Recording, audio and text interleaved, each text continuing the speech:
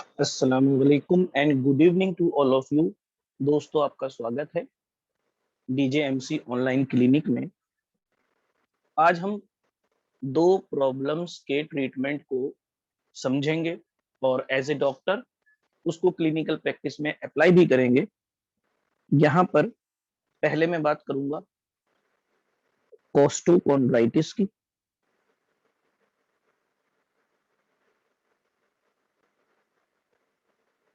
कोस्टोकॉन्ड्राइटिस का मतलब होता है कि जो ब्रेस्ट बोन होती है हमारी, उससे रिब कनेक्ट होती हैं, ठीक है। और इस रिब को ब्रेस्ट बोन से कनेक्ट करने के लिए जो टिश्यू कनेक्टिंग लिंक का काम करता है, उसको हम क्या नाम देते हैं?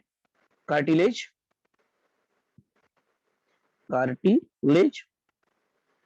तो अगर इसका इन्फ्लामेशन हो जाए, इस कार्टिलेज का इन्फ्लामेशन हो जाए जो कि रिब्स को कनेक्ट करता है ब्रेस्ट बोन से, दिस इज नोन एज कोस्टोकॉन्ड्राइटिस। इसका कॉज तो अननोन है अभी तक, हालांकि कुछ एसोसिएशंस पाए जाते हैं। अब चूंकि ये क्लिनिकल प्रैक्टिस की क्लास है, तो हम इसको एज ए मेडिसिन तो नहीं लेंगे। मेडिसिन के सब्जेक्ट के जैसे कि उसमें हम सारे कॉज पर चर्चा करें, सारे के सारे एसोसिएटेड फैक्टर्स पर चर्चा करें, क्योंकि इसमें हम पढ़ते हैं ओनली ट्रीटमेंट पार्ट। तो मैं आपको सीधे सीधे थोड़े से सिम्टम्स बता देता हूँ, उसके बाद मैं आपको ट्रीटमेंट बताऊंगा। जब पेशेंट आपके पास क्लिनिक पर आएगा तो वो कंप्लेन करेगा। कंप्लेन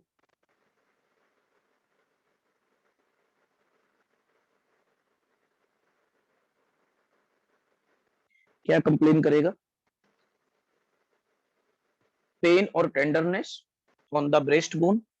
तो पेन होगा उसको, आप पाल्पेट करेंगे तो टेंडरनेस मिलेगी आपको। और साथ में जब वो गहरी सांस लेगा, जब वो गहरी सांस लेगा तो उसको दर्द होगा, या कफिंग करेगा तो दर्द होगा। तो कोस्टोकॉन्ड्राइटिस में मैंने आपको क्या बताया कि पेशेंट आपके पास आया क्लिनिक में दोस्तों, वहां पर आपने उससे पूछा कि दर्द कहाँ हो रहा है, वो हाथ रख के बताएगा मेरे यहाँ दर्द हो रहा है। आपने उसको एग्जामिन किया लिटाकर, ठीक है, पाल्पेट किया, तो उस आपको लगा कि जब हाथ से आप छू रहे हैं या दबा रहे हैं या पाल्पेट कर रहे हैं, परकश कर रहे हैं, तो उसको दर्द हो रहा है। साथ में वो ये भी कंप्लेन करेगा कि खांसने पे भी दर्द हो रहा है, और बहुत गहरी सांस ले रहे हैं, खूब अच्छे से हवा भर ले रहे हैं जब फेफड़ों में, तो थोरैक्स अच्छे से एक्सपेंड कर रहा है, तब जाके दर्द हो रहा है। तो ये एक इंडिकेशन होगा कि पेशेंट को कहीं ना कहीं कोस्टोकॉन्ड्राइटिस है। तो चेस्ट या रिब एरिया में पेन होगा, और कफिंग में पेन होगा, और टेंडरनेस होगी। तो ठीक है ना, इससे इतनी बातों से आप पहचान लोगे। अभी हम ट्रीटमेंट की बात करते हैं कि जब आप श्योर हो जाओगे कि इसको कोस्टोकॉन्ड्राइटिस है, तब हमें ट्रीटमेंट प्रोटोकॉल कैसे फॉलो करनी है। सबसे पहले आप क्या दोगे? आप उसको एडवाइस करोगे कि फर्मेंटेशन करो। फर्मेंटेशन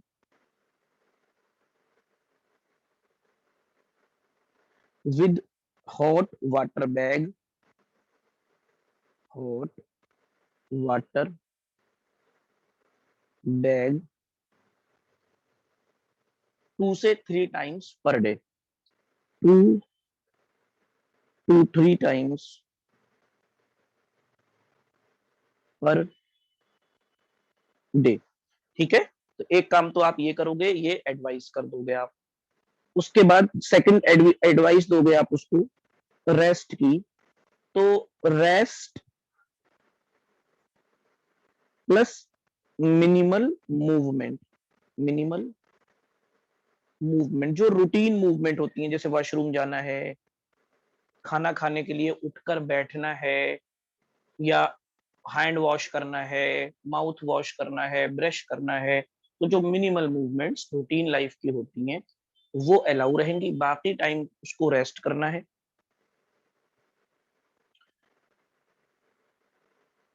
इतना आपको समझ में आ गया होगा।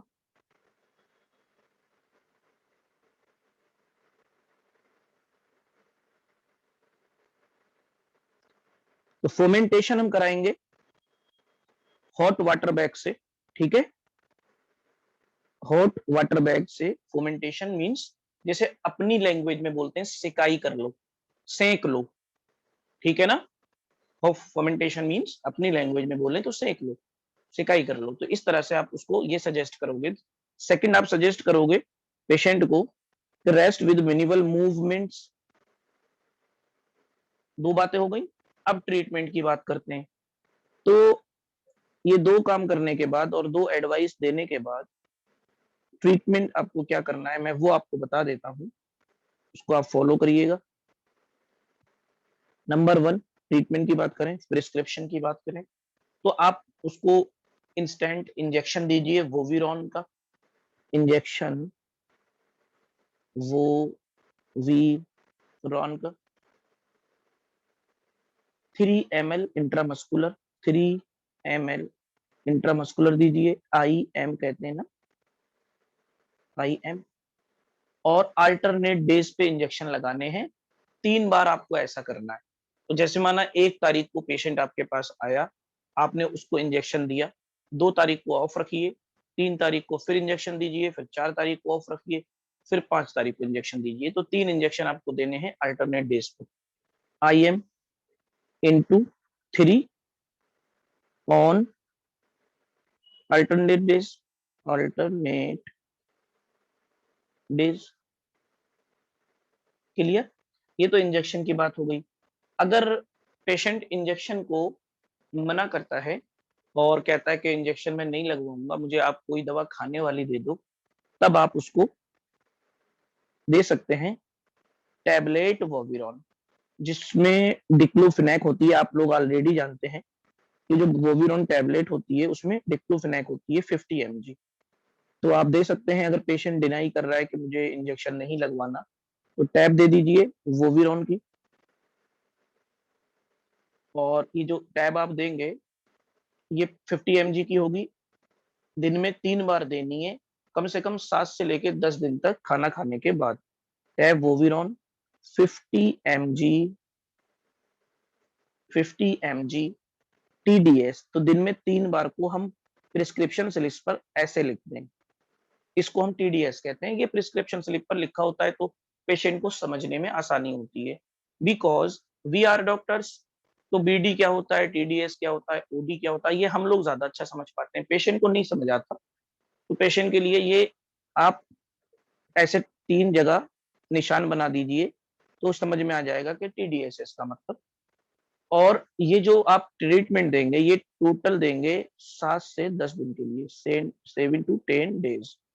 तो डेज आप लोग लिख लेना 7 to 10 डेज। अब खाना खाने के बाद ये आप हिंदी में लिख लेना अपनी कॉपी के ऊपर, खाना खाने के बाद, ठीक है ना। तो ये आपको जरूर ध्यान रखना है कि दवाई खाना खाने से पहले देना है या दवाई खाना खाने के बाद देना है। तो मैं जैसे बता रहा हूँ आपको, बिल्कुल आप प्रोटोकॉल के अकॉर्डिंग, हम जो मेडिकल काउंसिल ऑफ इंडिया की प्रोटोकॉल है, Indian council of medical medicine and research की प्रोटोकॉल है, तो इसके अकॉर्डिंग हम देखेंगे कि उन्होंने किस तरह से प्रोटोकॉल दी रखी है इलाज की, उसी को हम फॉलो करेंगे।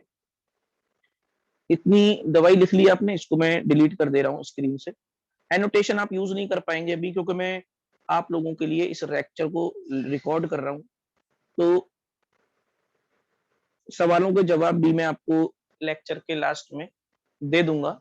अभी मैं इसको आप ही लोगों के लिए, जो लोग ज्वाइन नहीं हो पाए होंगे, मैंने उनको बोला हुआ था कल कि मैं रिकॉर्डिंग ऑन करके लेक्चर लूंगा DJMC ऑनलाइन क्लिनिक का, DOC। तो ऐसे स्टूडेंट्स जो आज ज्वाइन होने से रह गए हैं, उनको ये लिंक मिल जाएगा, तो वो लोग भी इस बात को और आज की जो 2 प्रॉब्लम हम डिस्कस करेंगे उसको समझ पाएंगे, ठीक है ना। तो एनोटेशन में भी ऑन कर दूंगा, परेशान ना हो। पहले जितना मैं ट्रीटमेंट बता रहा हूँ उसको सुन लो, समझ लो, फिर उस पर डिस्कशन करेंगे। अगर आपने ये दे दिया, ठीक है, 7 to 10 डेज दिया, मान के चलो 3 दिन हो गए, 3 दिन बाद पेशेंट को आपने आने के लिए बोला, दवाई तो आपने 7 या 10 दिन की लिख दी, वो एक अलग इशू है, बट आपने ये कहा कि 3 दिन बाद आकर मेरे को इन्फॉर्म करो। अब पेशेंट आपके पास आता है आफ्टर आफ्टर 3 डेज, और वो ये कहता है कि नो रिलीफ या सम रिलीफ, नो रिलीफ या नो सम रिलीफ। तो आप क्या करोगे, अब मेडिसिन चेंज कर दोगे, आप उससे कहिए वो वापस दे दो। अब आप उसको लिख दोगे कैप्सूल अल्ट्रासेट या टेबलेट, ठीक है ना, ट्रामाडोल आप लिख दोगे। तो आप लिखोगे, मैं ड्रग आपको बता दे रहा हूँ, आराम से आपको समझ में आ जाएगा। तो ये वाली जो दवाइयाँ आपने पहले दे रखी हैं उस पेशेंट को बहुत ही प्यार से समझा के आप उससे वो दवाइयों को कह देना कि थोड़ा सा मुझे चेंज करना है, आप लोग पर्चा लेके आइए और मैं आपको फिर एक और दवा उसमें ऐड करूंगा ताकि आपको जल्दी आराम हो जाए। इससे ये बेनिफिट होगा कि पेशेंट को लगेगा कि डॉक्टर साहब मेरी ज़्यादा केयर करते हैं, और ये होना भी चाहिए कि हमारा जो ये प्रोफ़ेशन है, ये मरीज़ों की खिदमत करने का ही प्रोफ़ेशन है, ठीक है? तो ये होना भी चाहिए कि हम उसको जो है रिलीफ़ देने के लिए हर हर मुमकिन कोशिश करें, ठीक है ना? तो ट्रामाडोल की टैबलेट भी आती है, कैप्सूल भी आता है। मैं कैप्सूल लिख दे रहा हूँ। ट्रामाज़ेक के नाम से कैप्सूल आता है, तो कैप्सूल भी दे सकते हो आप ट्रामाडोल की और टैबलेट भी दे सकते हो। चूँकि दोनों मेडिसिन सेम है, सिर्फ डोज़ेज फ़ॉर्म्स का मतलब होता है कि कैप्सूल की फ़ॉर्म में है, टैबलेट की फ़ॉर्म में है या सिरप की फ़ॉर्म में है, ठीक है? किस फ़ॉर्म में है, ये फ़ॉर्म्स कहलाती हैं, डोज़ेज फ़ॉर्म्स। बट डोज़ वही है और ड्रग भी वही है, ट्रामाडोल। तो यहाँ पर आप साथ में उसको दवाई चेंज करके लिख देंगे, कैप्सूल अल्ट्रासेट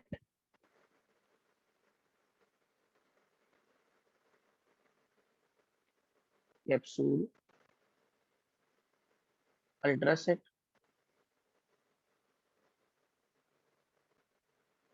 दिन में 3 बार, कैप्सूल अल्ट्रासेट दिन में 3 बार, और साथ में 50 mg होगा इसमें, 50 mg। तो बहुत ही आराम से स्लो स्पीड में मैं आपको बता रहा हूँ, बहुत ही ध्यान से सुनना है क्योंकि ट्रीटमेंट पार्ट में कोई मिस्टेक नहीं होनी चाहिए। आपने दे दिया SOS। आप उससे बोलिए जब जब पेन हो तब तब आपको लेना है। अगर एक बार पेन हो रहा है तो एक बार लेना है, 2 बार पेन हो रहा है तो 2 बार लेना है, 3 बार पेन हो रहा है तो 3 बार। तो सीवियर पेन में मैक्सिमम 3 बार आप इसको लिए बोल सकते हो। तो इससे कहना है आपको मैक्सिमम TDS। तो एक दिन में मैक्सिमम आप दे सकते हैं उसको TDS। लेकिन हम लो डोज से शुरुआत करते हैं ताकि लेस साइड इफेक्ट हो पेशेंट को। तो ये आप वोविरोन हटाकर अल्ट्रासाइड दे दोगे अगर उसको रिलीफ नहीं हुआ। अब इसके बाद भी अगर रिलीफ नहीं हो रहा है तब आप इसमें ऐड कर दोगे, मैं मेडिसिन को लिखवा दे रहा हूं यहाँ पर आपको, अभी भी रिलीफ नहीं हो रहा है, इफ नो रिलीफ, तब आप क्या करोगे, तब आप ऐड करोगे, add tablet Wysolone, tablet Wysolone 5 mg TDS, 5 mg और दिन में 3 बार, ठीक है? ये आप ऐड कर दोगे, 1 2 3। और ये सारी दवाएं जो मैंने अभी तक बताई हैं आपको, इंजेक्शन वोविरोन तो इंजेक्शन है, आप उसको अल्टरनेट डे पे दे ही दोगे। अगर उससे नहीं लेना है इंजेक्शन तो पहले मैंने आपको वोविरोन की टैबलेट बताई, 7 से 10 दिन के लिए आफ्टर फूड देना है। उसके बाद अगर रिलीफ नहीं होता या बहुत कम रिलीफ होता है तो कैप्सूल अल्ट्रासेट दे देना है वोविरोन बंद करके, उसको भी खाना खाने के बाद देना है। और अगर उससे भी रिलीफ नहीं हो रहा है या कम रिलीफ है तो टैबलेट वाइसोलोन देना है 3 बार, ये भी खाना खाने के बाद देना है। इसके बाद साथ में आप क्या करोगे, एक पीपीआई ऐड कर दोगे। तो ऐड जहां लिखा हुआ है ऐड, इसमें पीपीआई भी आपको ऐड करना है, प्रोटॉन पंप इनहिबिटर। तो क्या ऐड करना है, आप इसमें ऐड कर दीजिए इसके साथ साथ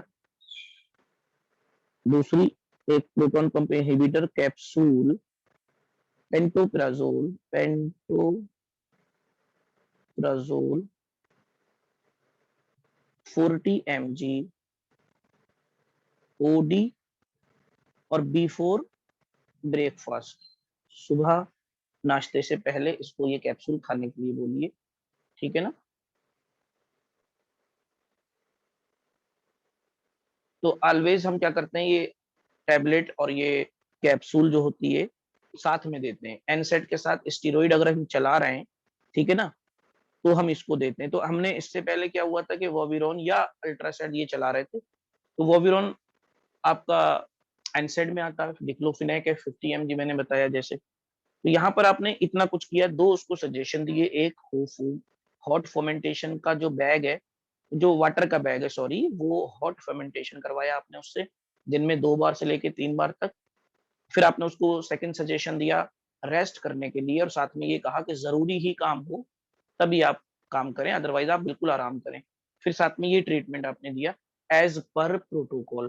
तो आपको इंशाल्लाह बेटर रिजल्ट मिलेंगे, पेशेंट आपकी तारीफ करेगा और उसको काफी सुकून भी होगा।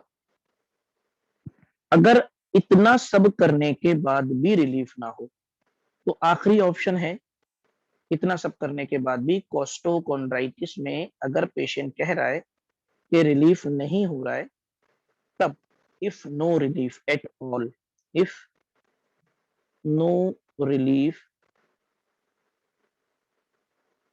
तब आप क्या करेंगे, पेशेंट को इंजेक्शन दीजिए, लोकल इंजेक्शन,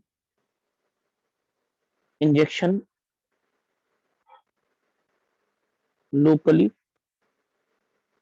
इंजेक्शन दीजिए हाइड्रोकोर्टिसोन का लोकली, ठीक है। Injection hydrocortisone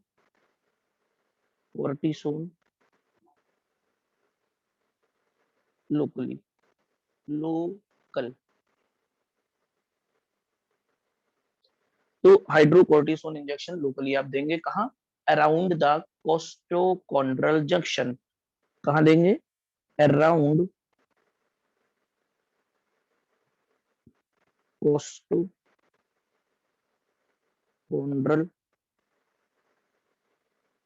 junction.